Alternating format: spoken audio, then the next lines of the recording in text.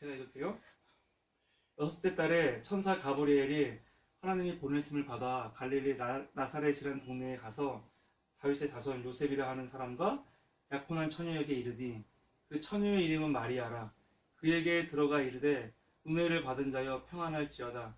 주께서 너와 함께 하시도다 하니 처녀가 그 말을 듣고 놀라 이런 인사가 어찌함인고 생각하며 천사가 이르되 무서워하지 말라. 내가 하나님께 은혜를 입었느니라. 보라, 내가 잉태하여 아들을 낳으리니 그 이름을 예수라 하라. 이게 이제 수태고지 말씀입니다.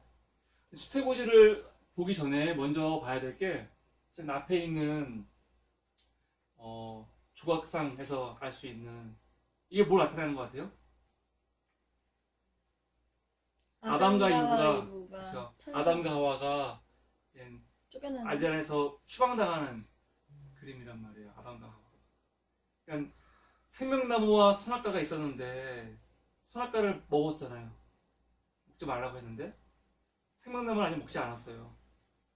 그래서 생명나무도 먹을까 하노라 하면서 추방시켜버린다. 그러면서 인간의 이 원죄죠. 이 원죄 사건 때 하나님께서 동시에 추방하시고 심판의 말씀을 주시지만 동시에 구원의 말씀을 주신단 말이에요. 앞으로 복음의 말씀, 그리스도에 대한 메시아에 대한 말씀을 주시는데 그건 뭐냐면 여자의 후손이 올 거라는 말씀이거든요. 여자의 후손. 창세기에 보니까 내가 너로 여자와 원수게 되게 하고 여기서 너는 뱀을 말하는 거예요. 사탄. 너로 여자와 원수가 되게 하고 내 후손도 여자의 후손과 원수가 되게 하리니 여자의 후손은 내 머리를 상하게 할 것이요 너는 그의 발꿈치를 상하게 할 것이니라. 여자의 후손. 앞으로 여자의 후손이 오신다는 거잖아요. 여자의 후손이 뭔가? 누굴까? 이런 궁금함은 굉장히 많았겠죠. 그런데 마태복음에 보면은 마태복음 1장에 보면은 예수님의 족보가 나온단 말이죠. 족보를 보면은 누구는 누구를 낳고 누구는 누구를 낳고 이게 나오잖아요. 근데 낳는 주체가 다 남자예요. 예를 들어서 아브라함은 이삭을 낳고 이삭은 야곱을 낳고 그런 식으로 아버지가 낳는 거예요. 아버지가. 근데 희한하게 예수님한테 가면은 그게 달라져요. 야곱은 마리아의 남편 요셉을 낳았으니 마리아에게서 그리스도라 칭하는 예수가 낳습니다. 그리스도는 누가 낳은 거예요? 마리아가 낳은 거예요. 여자가 낳은 거예요. 그러니까 그리스도는 여자의 후손인 거죠. 그러니까 마태복음에서 이 마태복음은 유대인들을 위해서 쓰여진 복음서라고 그한테 알려져 있는데 유대인들은 구약 성경을 잘 알고 있을 거 아니에요. 구약에서 내려오는 그 여자의 후손, 모세와 같은 자, 앞으로 오실 메시아에 대한 기대가 있는데 마태는 이 족보를 통해서 창세기에 예언되어 있는 여자의 후손이 바로 이분이다. 이 얘기를 하는 거죠. 여자의 후손. 그러면서 처음 볼 작품은 베아토 프라 안첼리코의 수태고지. 프라 안첼리코는 축복받은 천사수도사라는 이름이에요. 이름 자체가. 굉장히 경건했던 사람이죠. 수도사고. 평생을 그런 자기 경건한 마음을 이 성경을 담아서 그림을 그렸던 그런 분입니다. 근데 여기서 그림을 보면은 지금 천사 가브리엘이 당신이 잉태하여 아들을 낳을 것이다 라고 지금 딱 이야기를 할 때 두 손으로 가슴을 포개고 있잖아요. 이 두 손으로 가슴을 포갠다는 말은 그 천사의 말씀을 수용하겠다는 거예요.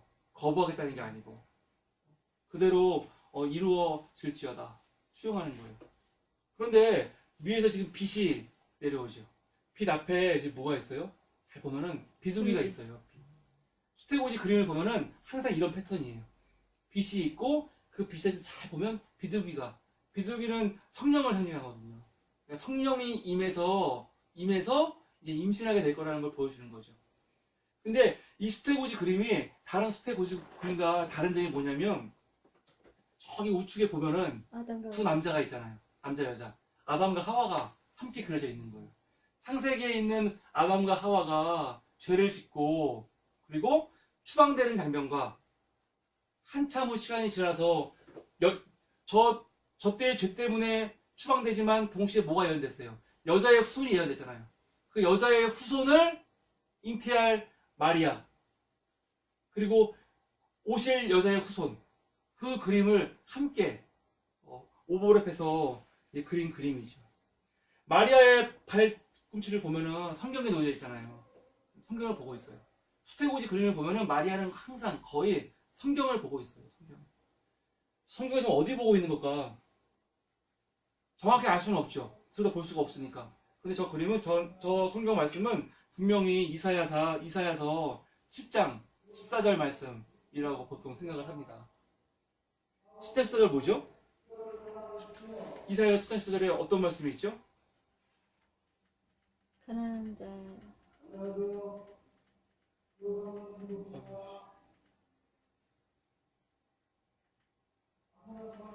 어떤 말씀이냐면은 처녀 잉태에 대한 말씀이에요. 보라, 이사야 14장 14절 보면 처녀의 잉태, 보라, 처녀가 잉태하여 아들을 낳으리니 그 이름을 임마누엘이라 하라. 그 말씀이 있는데 마리아가 다 그 말씀을 보고 있다고 보통 수태고시 때는 이렇게 그림을 그리고 있습니다. 이 똑같은 안젤리코의 수태고지 그림 중에 또 한 편을 보자면 이건 아까랑 좀 달라요. 모습이 어떻게 다르냐면 여기서는요 천사가 마리아보다 자세가 낮죠. 천사가 오히려 마리아한테 굉장히 좀 조아리면서 성모니까 하는 그림이라면 그 다음 그림은 오히려 마리아가 천사 앞에 거의 무릎을 꿇은 내용이에요.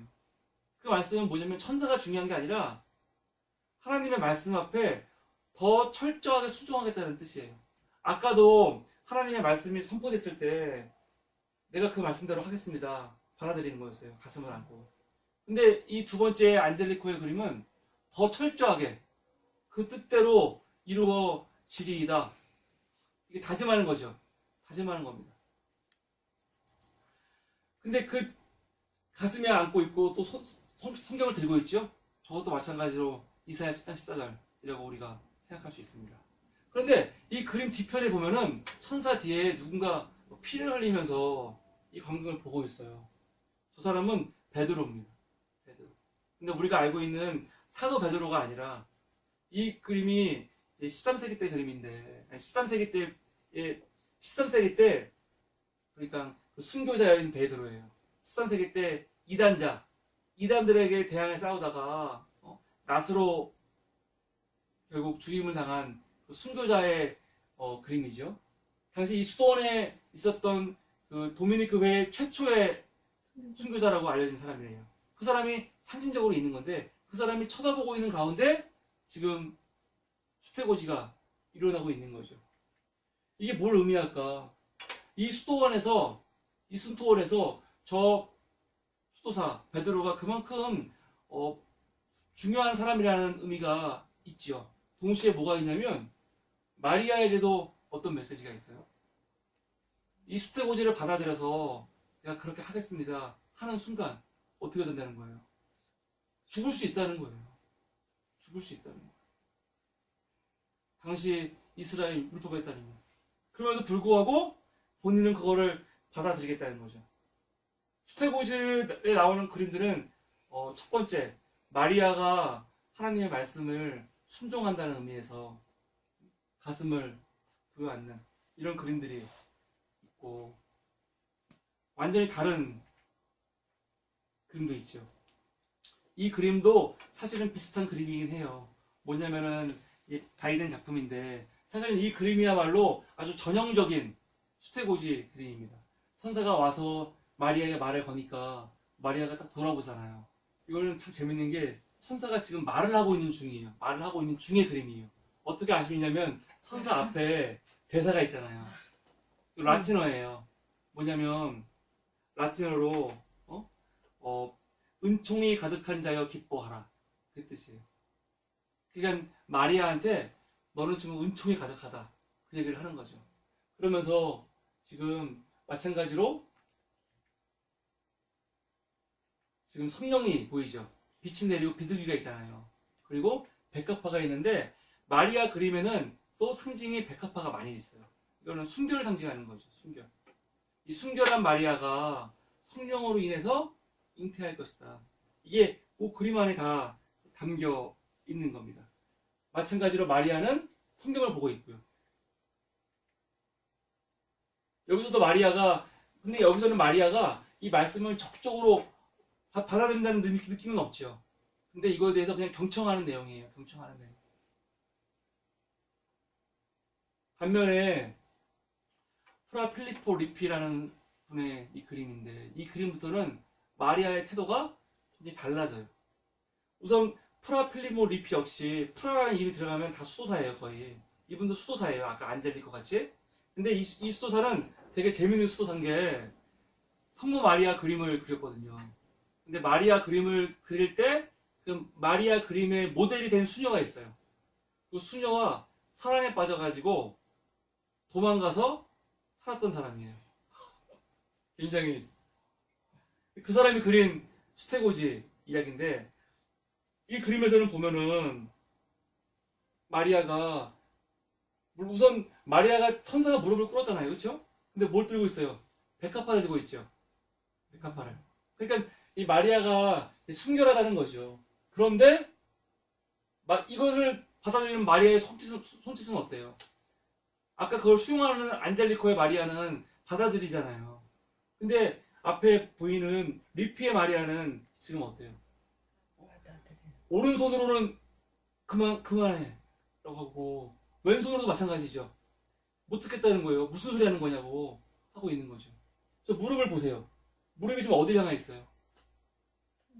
천사를 향해 있지 않잖아요. 거의 돌아서로만 느낌이 들고 있잖아요. 그러니까 이 마리아는 너무 놀란 거죠. 이게 무슨 말이세요? 너무 놀라는 거예요. 그 뒤에 천사들 2명이 있는데, 한 천사가 지금 누굴 보고 있어요? 우리를 보고 있잖아요. 우리를 보고 있어요. 천사가 우리를 보고 있다는 건, 이거는 사실 당시 르네상스 당시에 그림들이 많이 나오는 표현이에요. 지금 너희들이 보고 있는 이 현장이 바로 이 현장이다. 지금 너희들이 이 현장에 같이 있는 거다. 그거 담고 있는 거거든요. 저 눈빛만으로. 왜냐면 저 눈빛이 지금 나를 보고 있으니까 나도 저 현장에 있는 거거든요. 우리가 다 이 현장에서 이걸 보고 있는 건데, 지금 마리아는 너무 당황하는 거죠. 이게 무슨 말입니까? 당황하는 마리아. 그러나 얼굴은 굉장히 단호하고 진지해요. 하나님의 말씀이 앞으로 이거에 대해서 내가 수용하겠다.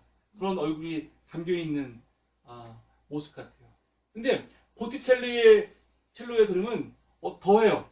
뭐냐면은 마리아의 무릎을 보세요. 훨씬 더 많이 돌아가 있죠. 돌아가 있고 손도 훨씬 더 적극적으로, 무슨 말이냐, 거부하는 느낌이 확 든다고요. 마찬가지로 천사는 더 어때요? 수그리고 있고 당황하고 있어요. 굉장히 마리아의 거부에 천사가 놀래가지고, 가브리엘이 너무 당황하니까, 너무 거부하니까. 마찬가지로 백합화가 있고요. 위에는 성경을 보고 있죠. 수태고지 그림은 다 이런 패턴입니다. 다만 뭐가 달라지냐면 마리아의 태도가 달랐어요. 태도가. 혹은 천사가 마리아를 대하는 태도. 마리아를 굉장히, 천사가 대하는 게 아니라 마리아가 천사를 대하는 거죠. 무릎을 꿇고 듣는다거나 그냥 듣는다거나, 아니면 천사가 무릎을 꿇는다거나 그런. 근데 더 중요한 거는 마리아가 그 말씀 앞에 어떻게 수용하냐는 거예요. 이 말씀을 적극적으로 수용하면서 그 말씀대로 이루어지기를 원합니다 였는지, 아니면 긴가민가인지, 아니면 말도 안 됩니다 그러는 거였는지. 아마 가장 최근의 그림이라고 생각이 드는데, 19세기 때 그려진 가브리엘 로세티의 수태고지예요. 굉장히 그림 자체가 현대적이죠. 근데 이 마리아를 보세요.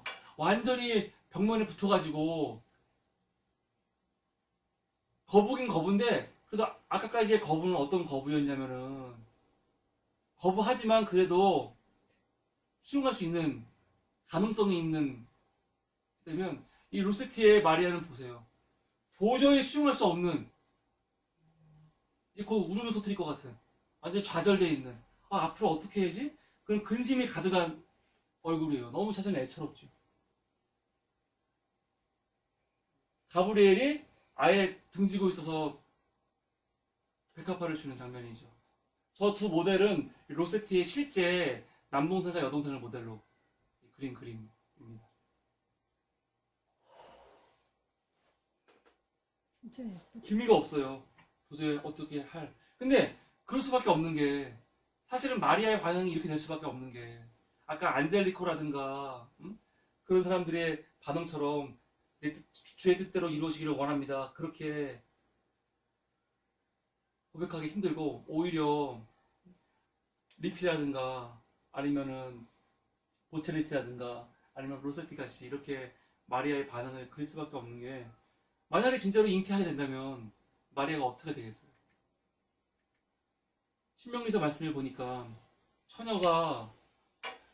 처녀인 여자가 약혼한 남자와 약혼한 후에 어떤 남자가 그를 성읍 중에서 만나 동침하면 너희는 그들을 둘 다 성읍 문으로 끌고 끌어내서 그들을 돌로 쳐 죽이라고 하잖아요. 동침하면. 근데 임신했다는 거는 동침했다는 거 아니에요. 약혼한 마리아가. 결국은 죽어야 돼요. 당시 모세의 율법이 유대 사회에서는 실제로 실정법으로 시행되던 시기잖아요. 근데 예수님 시대 때 보면은 가늠한 여인을 직접 끌고 와서 돌로 쳐 죽이려 했잖아요. 돌로 쳐 죽이던 시대예요, 그때는. 그러니까 마리아도 당연히 불에 맞아 죽을 수밖에 없다고요. 임신을 하면, 배가 불러오면. 근데 어떻게 마리아가 이 안젤리코가 그린 그림처럼 그렇게 그냥 아무렇지도 않게 아니죠. 신앙의 고백을 했겠죠. 수용할 수 있겠어요. 오히려 뒷부분에 나온 마리아처럼 걱정하고 근심할 수밖에 없는 거죠. 너무너무 두렵고 힘드니까. 만약에 이때 이 아이는 그런 아이가 아니고요, 성령께서 주신 아이예요 하면 그걸 믿겠어요? 안 믿지요. 오히려 마리아한테 이 간음의 죄 플러스 신성 모독죄까지 적용이 돼갖고 더 철저하게 아마 심판을 받을지도 모릅니다. 그런 상황이에요. 그런 상황. 이것들은 사실 다 뭐냐면 작가의 상상이죠. 안젤리코가 상상한 이 말씀을 읽고 묵상하고 상상했던 거는 마리아가 그런 마음으로 아마 말씀을 받았을 것이다. 누가 보면 아까 보면은 그냥 말씀만 있지 그때 마리아의 심정은 없잖아요. 심정은 다 작가의 해석이라고요. 본인들의 묵상이고. 그랬을 거다. 묵상하는 거고. 뒷부분에 그리는 그 이 사람들은 아니야, 마리아는 이랬을 거야. 이렇게 담담하게 수용 못하고 이렇게 고민하고 걱정하고 근심하면서 그런 가운데 결국 고백했을 거야. 뭐라고요? 주의 여종이오니 말씀대로 내게 이루어지이다. 마리아는 결국 수용했단 말이에요. 결국 수용했어요. 근데 수용하기까지 그 과정은 우리가 모르는 거죠. 말씀은 그냥 다 생각하고 있으니까. 안젤리코 말처럼, 혹은 로세티 말처럼, 그 사람 생각처럼 마리아가 적극적으로, 혹은 고민 가운데 이 말씀을 받았는지 안 받았는지 우리는 모르지만 그런 과정이 아마 있었을 거라는 거죠. 근데 중요한 거는 그런 과정이, 그리고 마리아가 지금 거쳐가야 될 이 일들이 뭐라는 거예요? 은혜를 받은 자가 평안할지어다. 내가 하나님께 은혜를 입었다. 천사는 이렇게 말하고 있어요. 하나님이 이렇게 전하고 있어요. 아들을 잉태할 것인데 성령으로, 그것은 결과적으로, 그리고 그것은 결론적으로 하나님께 은혜이고 은혜 받은 사람의 특권인 것처럼 얘기를 한단 말이에요. 다만 그걸 수용해야 되는 우리는 우리의 상황에서 그게 축복이 아닌 것 같은데, 죽어야 되는데, 그게 걱정이 되는 거죠. 그럼에도 불구하고 마리아는 결국 수용을 한다고요. 대단한 거라고 생각해요. 마리아한테 결단과 결정의 순간이 온 거죠. 평범하게 일상을 살고 있었는데 본문에서는 천사가 왔기 때문에, 아니면 어거스틴 같은 경우는 아까 로마서 말씀을 읽다가, 아니면 누군가는 책을 보다가, 아니면 누군가는 누굴 만나가지고, 아니면 누군가는 꿈에서 뭔가 내 인생에 굉장히 큰 결정을 해야 되는 순간이 올 때가 있잖아요. 각성이 일어날 때 있어요. 각성이요. 각성. 마리아 이것도 각성이라고 할 수 있죠. 어떻게 보면. 물론 천사가 와서 알려줬고 그렇기 때문에 느낀 거지만 그때 우리 일생에 터닝 포인트의 각성의 시기가 올 때가 있거든요. 그때 결정해야 될 때가 있다고. 그래서 어떻게 봤던 저는 사실은 이 영화 조이가 되게 기억이 됐어요. 조이는 근본적으로 되게 착한 딸이에요. 착한 딸. 보니까. 똑똑한 딸인데 착한 딸이에요. 똑똑하기 때문에 가족들하고의 관계를 기브 앤 테이크라든가 아니면 자기를 위해서 가족들을 좀 저버린다거나 그런 게 아니라 자기가 머리도 좋고 하고 싶은 것도 많은데 가족 때문에 그것들을 포기하거나 내려놓는 그런 딸이잖아요. 그러니까 아버지 도우려고 대학도 못 갔고 이혼한 다음에 뭐 회계를 하느라고 그리고 어머니는 아빠랑 헤어진 그 충격으로 맨날 TV만 보는데 TV 보는 어머니한테 짜증을 안 내잖아요. 별로 짜증 내는 거는 자꾸 머리 빗은 다음에 그거 함부로 하니까 불 막히니까 그것 때문에 그러니까 앞으로 그러면은 지하로 가야 되고 그럼 TV 못 본다고 얘기할 뿐이지 엄마가 이렇게 오랜 시간 진짜 운둔이죠. 뭐 이게 뭐예요. 운둔하고 TV만 보는 이런 행동하는 거에 대해서 다 수용하고 받아주잖아요. 할머니 애들 키우고 저 아빠도 진짜 막내 아빠지만 수용하고 이혼한 남편은 지하에 살고 있고 이거를 저희가 다 수용하고 사는 거야. 얼마나 힘들어요. 얼마나 힘들어요. 그런데 저희가 각성하잖아요. 각성. 아이한테 동화책을 읽어주다가 갑자기 17년이라는 단어가 나오는 바람에 이거 왜 17년이야? 막 짜증나다가 결국은 그 17년 날 때문에 자기가 어렸을 때 가졌던 꿈 그런 것들이 계속 꿈에서 맴돌다가 각성되잖아요. 각성되니까 다 정리하면서 자기 인생을 살거든요. 장면 한번 볼까 다시요?